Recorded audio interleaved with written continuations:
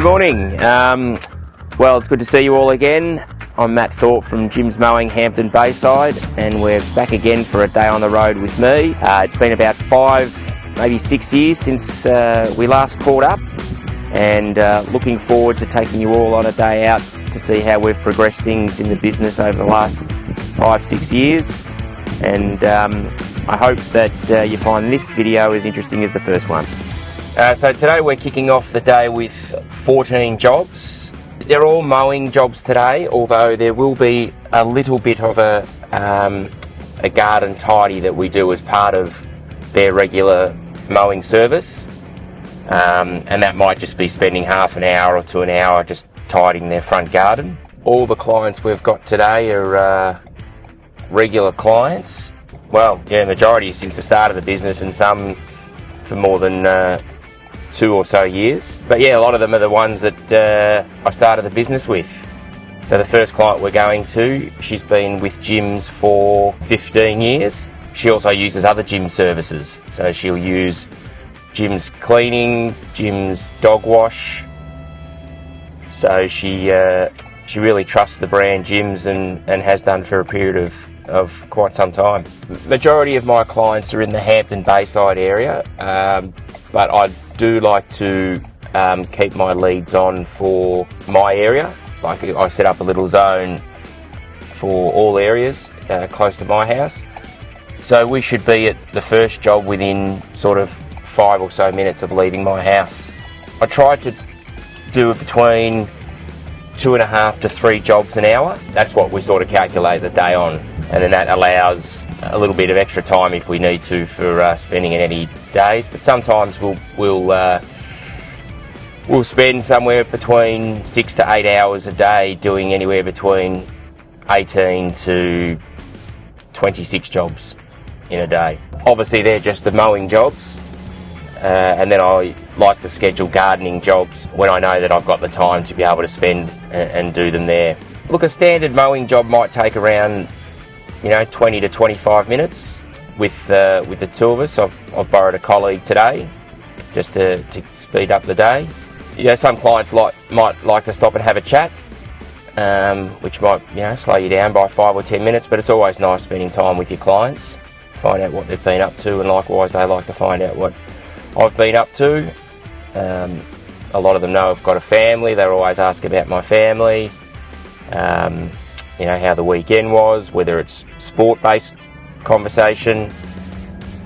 Otherwise, some just like to see you get in and get out, and they know that you're busy and don't want to hold you up. There's a lot of those clients that obviously are at work during the day that might give me a gate code or might give me a key to their side gate, or they may leave the gate open for access. The trust there was built over a period of time when I was able to build a rapport with them, to get to know them, and they feel more at ease knowing that, yep, he's got a key, he can come and go when he wants, and I know that if I get home from work, the job's done. I'll often message a lot of my clients the day before as well. So most of these clients today were told that I was coming today, and that was for 2 reasons. One might be access, so some might leave a gate open for me today. Others to tidy up after their dogs, so that we weren't going to be mowing over any dog poo or anything like that. And some was just to be polite and say, yep, look, I'll be there tomorrow. So we've just arrived at our first job of the morning. As I said, it was probably only about 5 minutes from leaving my place. And this is just a simple mow. She's a regular client who we mow every 2 weeks throughout the whole year.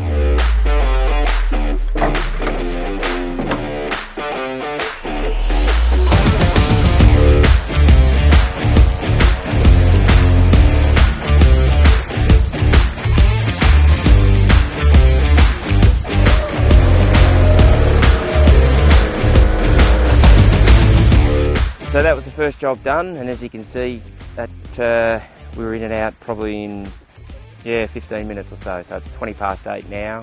Started the morning at 8 o'clock. 1 down, 13 to go. Yeah, I've always just enjoyed working with myself or one other when I'm able to. I haven't wanted to build the business up to having, you know, employees or multiple trailers on the road. I know there are some franchisees out there that have very successful businesses with, you know, multiple employees and multiple trailers.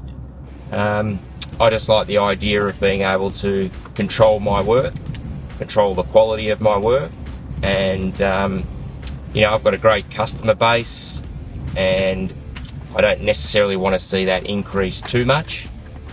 In saying that though, like, you never say never.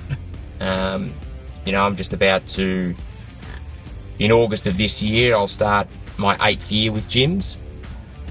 So, in that time, I've been able to run what I think is a successful business just by being able just to control the work, the quality of work, and who I choose to work for.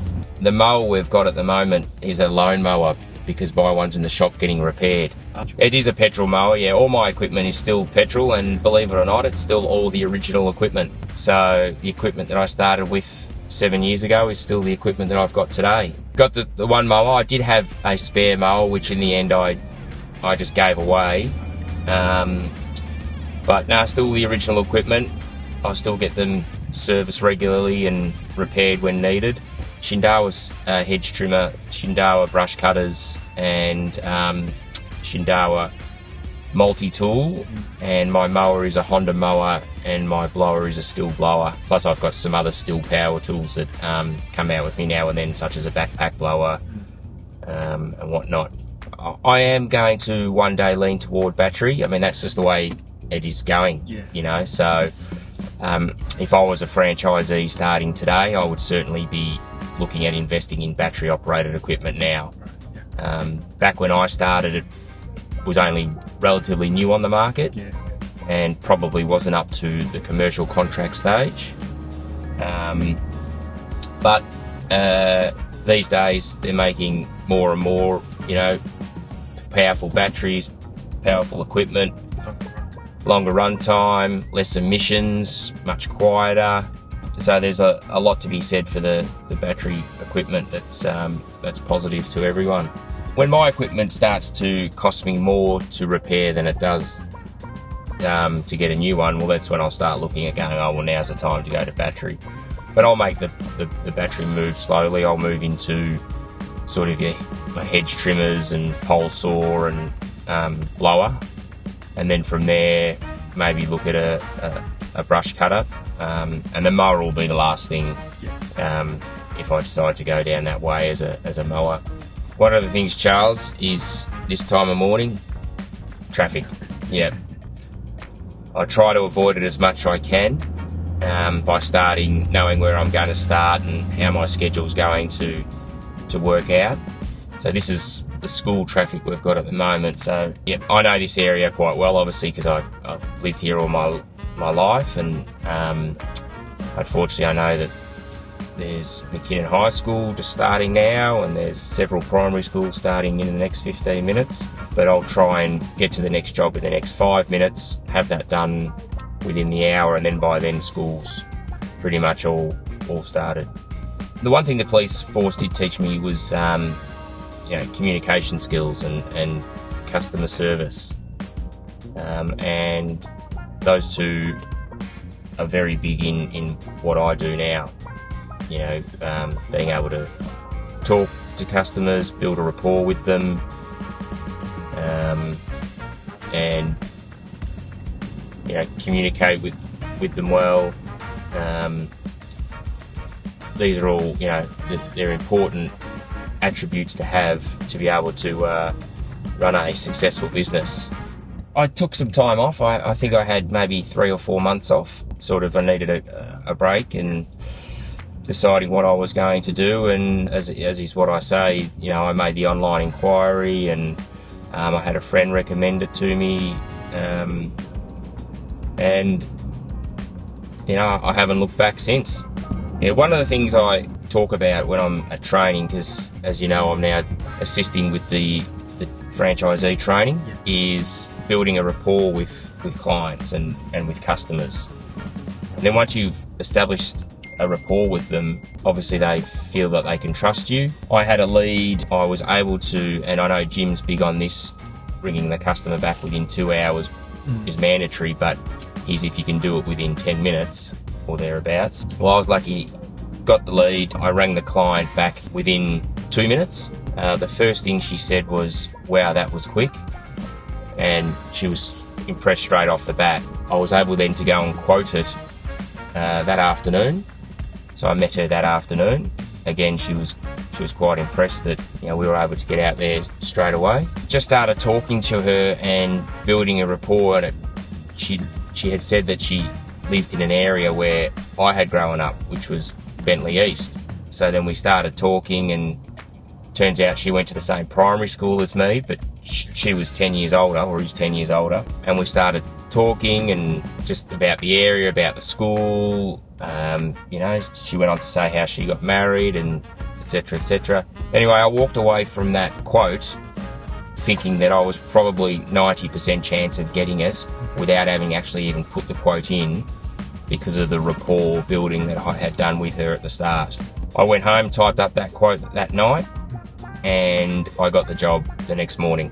So I'm big on getting in front of the client. People often say, well, can't you just quote over the phone?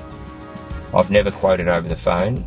I never believe in it. I think it opens you up to too many issues. I think that if you're able to get in front of the client and meet with the client, if you can build a rapport with that client then and there, you have more chance of getting that job than just talking to them over the phone. Look, I know there are divisions out there that have a price guide, or that feel that they can actively or correctly quote over the phone. I still think it leaves you open up for a complaint, or you might overcharge and not get the job, you might undercharge and lose money. But I'm big on, as I say, getting in front of the client, meeting with the client, having that first point of contact face to face, or second point after you've called them. Unfortunately, if you're running your own business and you're not good at communication, then you're going to struggle a little bit. The more times you speak to people, the more confident you feel.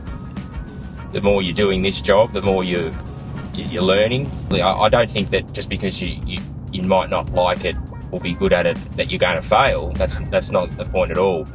It's that you really do need to put any hesitation you might have aside and know that, well, going to talk to complete strangers is how you're going to build a successful business. And of course the quality of work you do. So we're just arriving to our next job, Charles, and we probably would have got here sooner had it not been for the school traffic. So I've just arrived at our second job of the morning. It's 8:40 a.m. and I'm estimating this job will take about another 20 minutes, and therefore getting our 2 jobs at an hour done.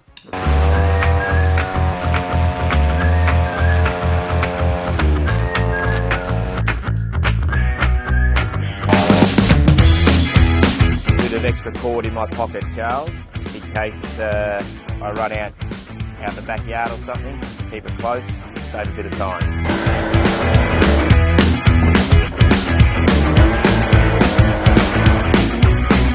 Lovely to see you.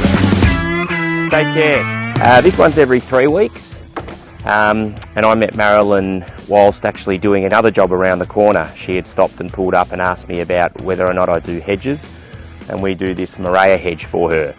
So we actually did this 3 weeks ago for her, and we do her lawns every 3 weeks as well. Yeah, so that was just a free job, no lead fee, and just because she saw me working in the gym's uniform and gym stuff, yeah, good pickup. No, also the trailer itself is the original trailer, but the box is new because I got rear-ended a couple of years ago, and the whole the tipper itself had to be replaced, and the box. So the mowing cage is still new, chassis still the same, so it's done me very well. Heading to our third job now. Yep. Again, it's just around the corner. This only is a nature strip and back lawn. We do their roses. I do their roses, so it's probably likely that they'll need a bit of a tidy up as well, and we might even do a bit of hand weeding while we're there to keep their garden looking neat. And this was a client that is reasonably new. I did a job for a real estate company. She was the client, and they were quite happy with the job I did. That their new place now they've asked me to maintain. I invoice the same day of an evening when I get home. I'm very big on making sure that when I lecture at training that I tell everybody that they should invoice the same day. I don't have any apps on my phone. I don't carry a Square card reader or anything like that to allow for payment on the same day. I'm happy that, you know, my clients get 7 days on their invoices. Generally speaking, they are all very good and pay me well within that 7 days.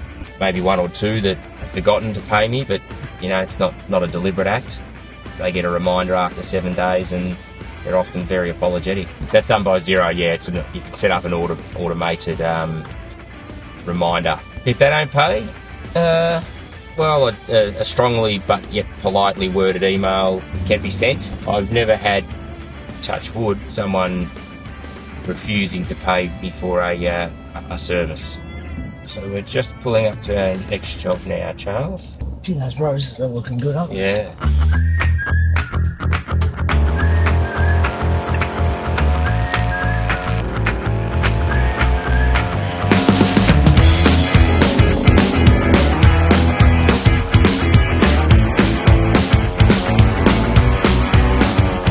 So we've just finishing mowing up this property, but we also maintain this garden, including the roses. And as you can see, they've recently been in full bloom for a second time and still plenty of buds, which I'll get another third bloom. But we are going to give them a tidy up and get rid of these dead heads and the dead flowers, make it look neater and encourage the roses to have another flower. I think one of the misconceptions about Jim's is that we only do mowing. That's incorrect. I know that there are probably some franchisees out there that just like to concentrate on mowing. My business also includes gardening, and I know that a lot of for other gyms that's also the case. So we'll spend a good hour or so here tidying up the roses, giving the flower beds a bit of a weed and tidy, and come back and check how we've done after we've tidied up.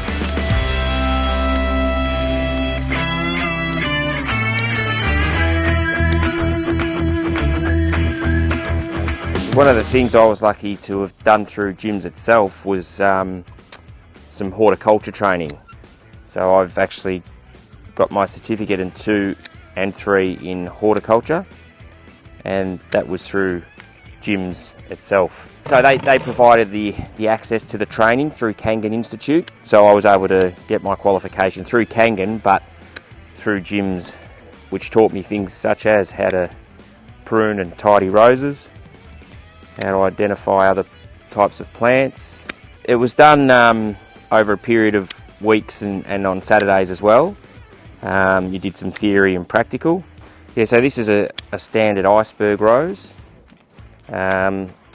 Generally roses are pruned as in a hard prune in July and August. But it's important to continue to deadhead the roses when they're finished flowering to promote new growth and to put back the energy into the good flowers. So rather than your dead flowers sucking up energy through the stems, you want to promote the healthier flowers and these new buds to take up the energy, which is why you should also deadhead them, but also aesthetically it looks nicer.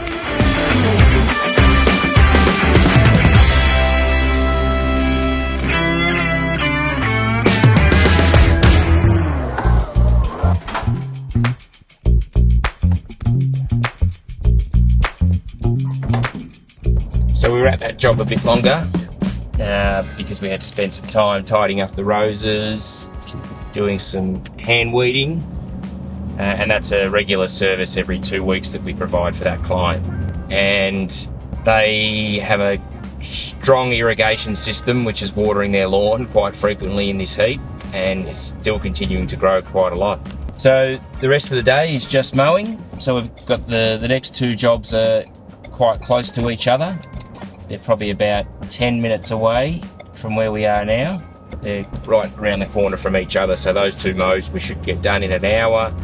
Then there's another 3 not far from them which will be close together, and then another 3 which are close together.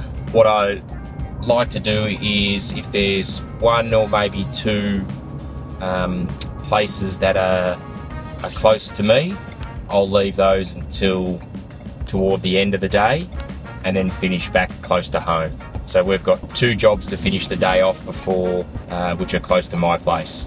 Well, I think some of the misconceptions about gyms is that we're more expensive than independents or other businesses, but I know that I've been told on several occasions by my clients that they may have had quotes in the past or leads that I've gone and quoted at. I've either been the same as or cheaper than, or other quotes that people have gotten.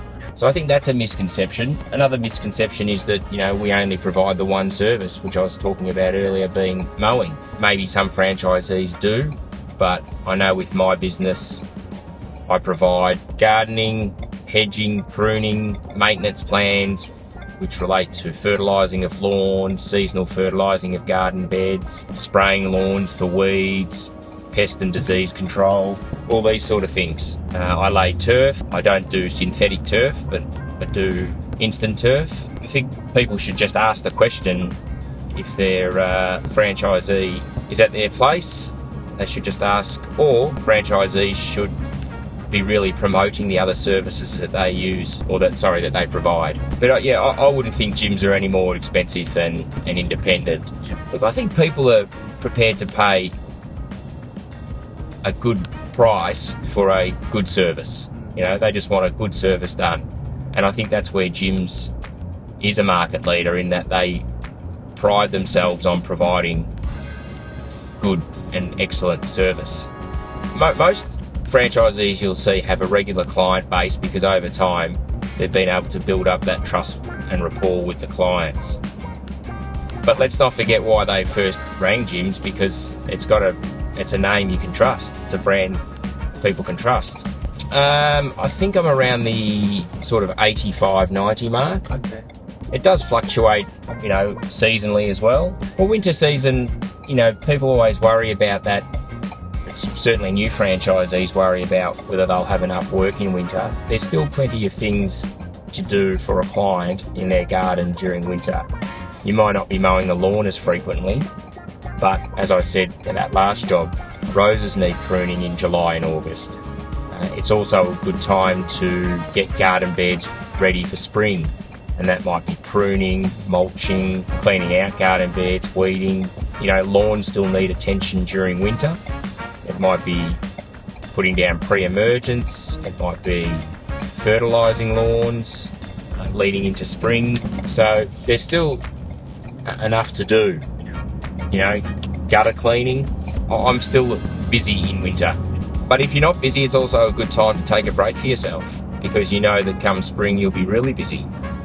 So if you can take a week or 2 off, get your tools serviced, get your trailer serviced, your car serviced, you know, and get set up for spring, then it's a good time to relax. And, you know, if you can get away, go somewhere warm, get out of the Melbourne weather. This year I only have taken, well, this year being relatively new, obviously we're in February, but I only took a week over the Christmas period. We were quite busy, and here in Melbourne we had, you know, some late rain, continued things to grow. So no, unfortunately I was only able to take a week over. I took the main days over Christmas, but in saying that, I'm also around this time of year now trying to take a longer weekend. So that might be having a Friday off, taking a 3-day weekend, which, you know, you do that often enough, that seems like a nice break. I saw a gym's franchisee working the other day when I think we hit like 42 degrees. It was on a Sunday, but the property he was doing was a commercial property, so I can assume that perhaps that was the only time he was able to do it, when there was no when parking was available for him, when there was no one around. But there's no way you'd be catching me working on a 42 degree day. I took a Monday off last week when we hit 39. So I scheduled my clients around that, brought them forward on the Friday. And that's another important thing too, is that when you've got a rapport and trust with your clients, and you need to call on them to be flexible, if you've got that relationship with them, there'd be no problems with that. So I did all my Monday clients on the Friday to enable to take the Monday off because of the heat. And they were all totally, absolutely. Oh yeah, so they take a percentage of your revenue? Well, I mean, I'm here to tell you that that's just not true. Jim himself encourages all franchise to be as successful as they can be. And that's not because he's wanting more money from them. He just wants people in small business to be successful.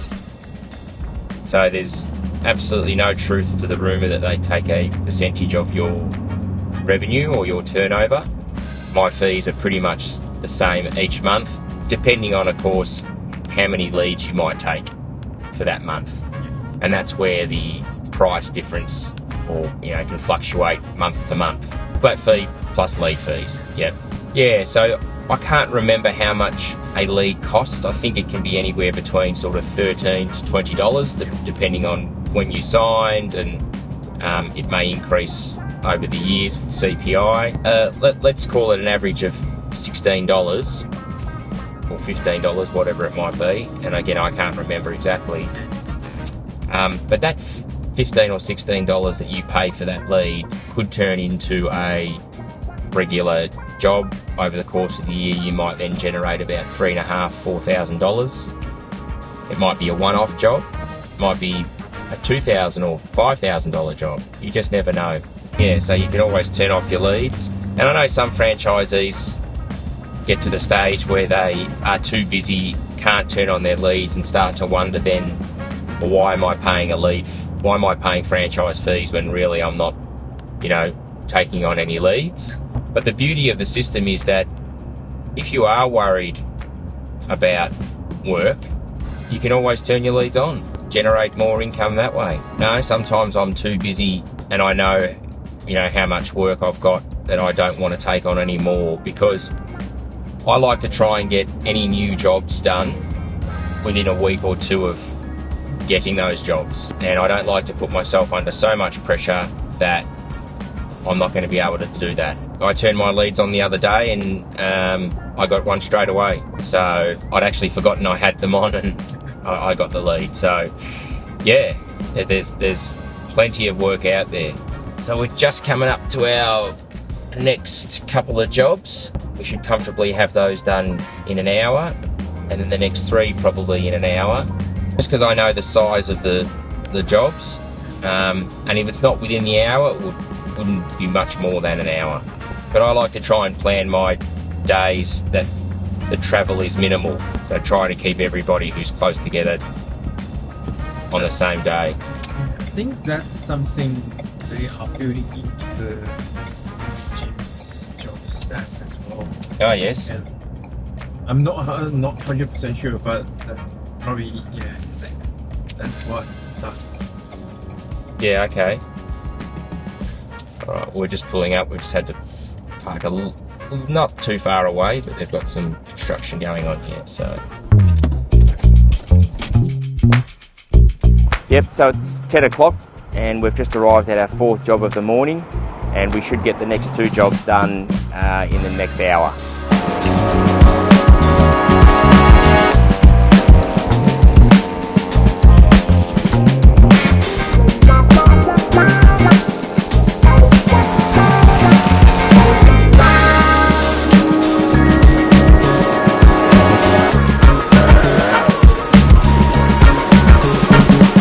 So Charles will talk about other services we provide.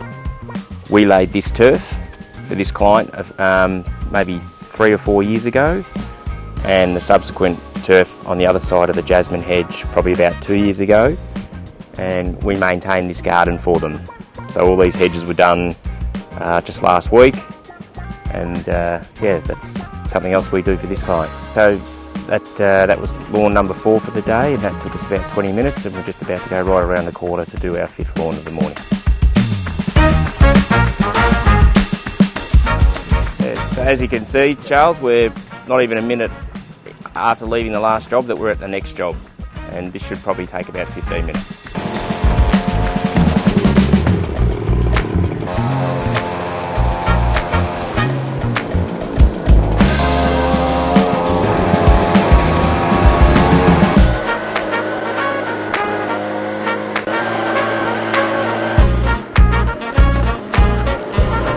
So there you go, so in less than half an hour we've done 2 jobs. We're just heading to our next one now, which is not too far. So the next few are all, again, in close proximity to each other.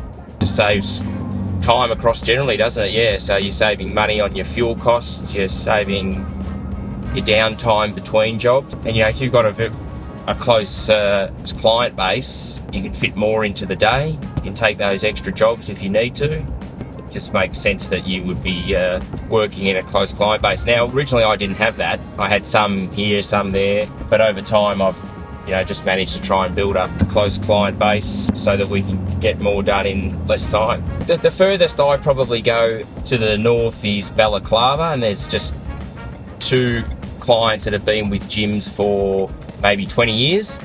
They're elderly clients, and because they feel comfortable with me and Jim's, I've just kept them on, and they're every 3 weeks across the road from each other. And then there's further south is probably Cheltenham, which we've got one today in Cheltenham. Again, she's been with Jim's for probably 15 years as well. Yeah, I bought an existing business that was for sale, the whole business. So I had some regular clients that I bought, and some of whom I kept and some of whom I got rid of. And then through various referrals and leads have been able to build up. Depending on what's available out there, you can buy an existing business with a client base and hit the ground running, and you'll have regular income straight away.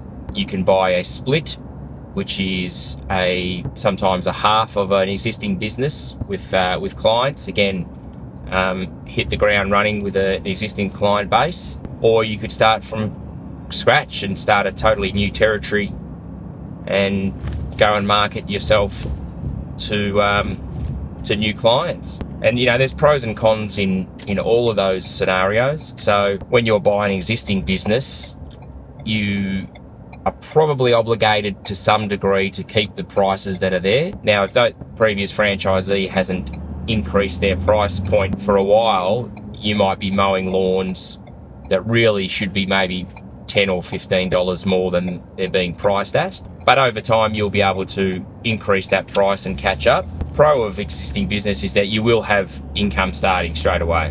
Whereas if you're buying a brand new business, you can set your price point straight away, but you haven't got that client base to start. So yeah, so there are pros and cons in each.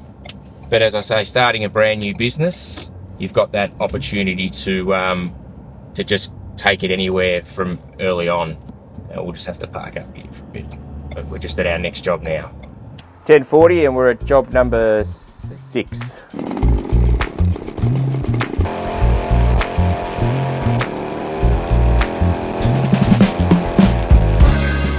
Talking about other services that I provide, gardening, hedging. This is one property that I maintain with their garden. So the hedges here were done just a fortnight ago. The lily-pilly hedges. We also mulched the garden just prior to spring last year. And we also maintain the roses and the buxus hedge and the morea throughout this small cottage garden. Yeah, so that was just a small front yard nature strip and just a quick tidy of the courtyard leaves. So what are we, 10 to 11? Yep, heading to our job number 7.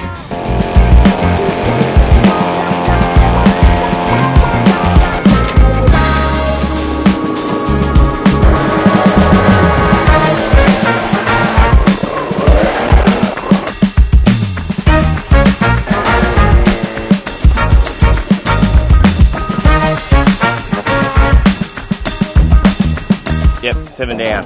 And we're at 7 past 11. Yeah, 8th and 9th job are right around the corner from where we've just left the 7th job, and they are actually next door to each other, jobs 8 and 9.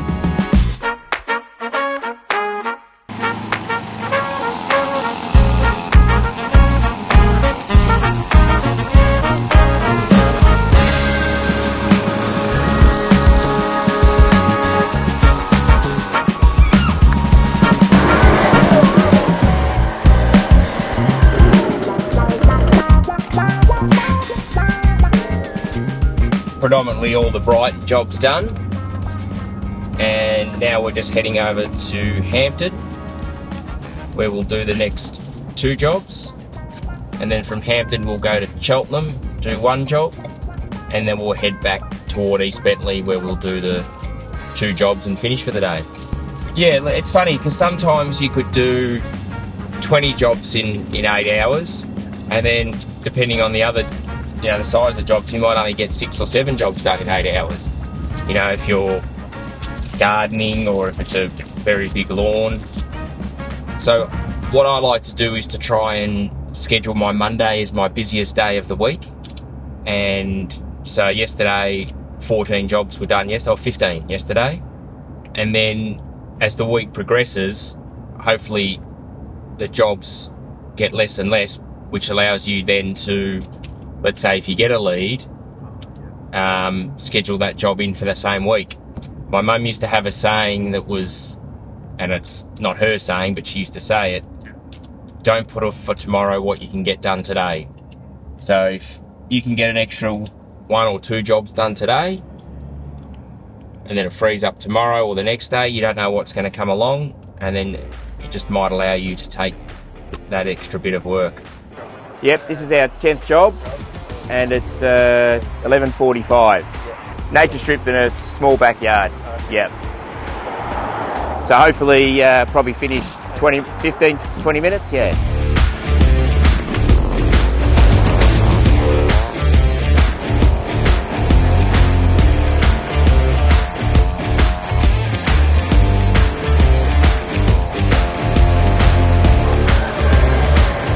All about building rapport with your clients. They know it's a hot day, give you an ice cream. So next one is, so the one we've just done and the one we're going to now are both clients who I bought the business, so that they were existing clients. This one is it's a double block, so this might take around sort of the 35 to 40 minute mark. So we're just after 12 o'clock. But we should have this, and then we've got 3 others done sort of by 2 o'clock.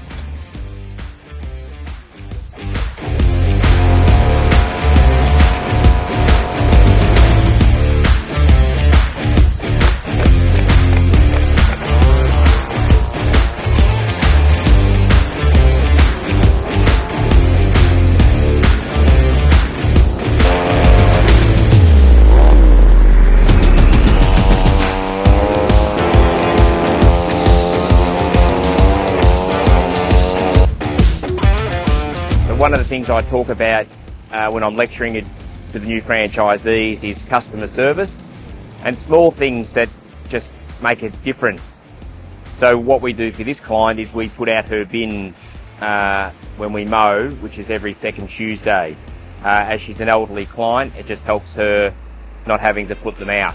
So small things, if you get to a job where the bins have been emptied, bring them in. You might pick up a newspaper for someone if you're there early enough. These sort of small things are just things that the customer notice, and that puts us ahead of those that don't do it.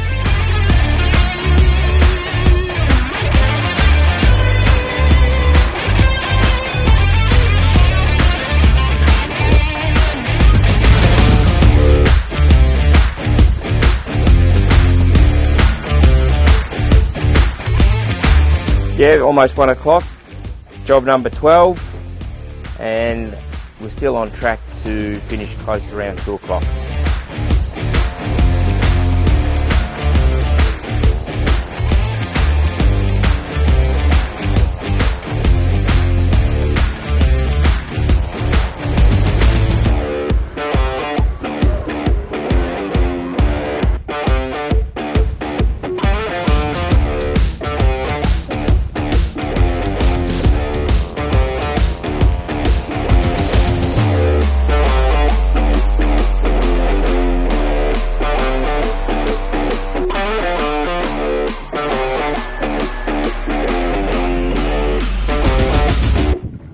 Job number 14, last job of the day. It's about 5 to 2, and we should all be packed up by about 2:15 today.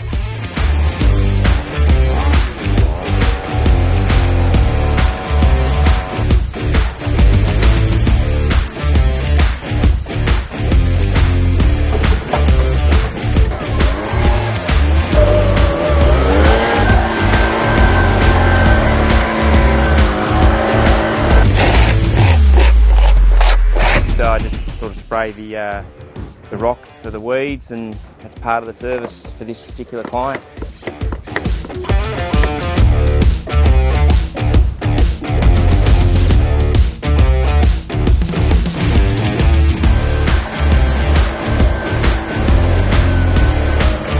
Well, that was the last job of the day. We just ticked on 2:10, so that was 14 jobs done in just over 6 hours. Thanks for spending a day with us. Hopefully it's become a value for some of you out there looking to buy a Jim's franchise or even thinking about one. I encourage you that if you are thinking about it, to jump online and make an inquiry and see what's out there for you.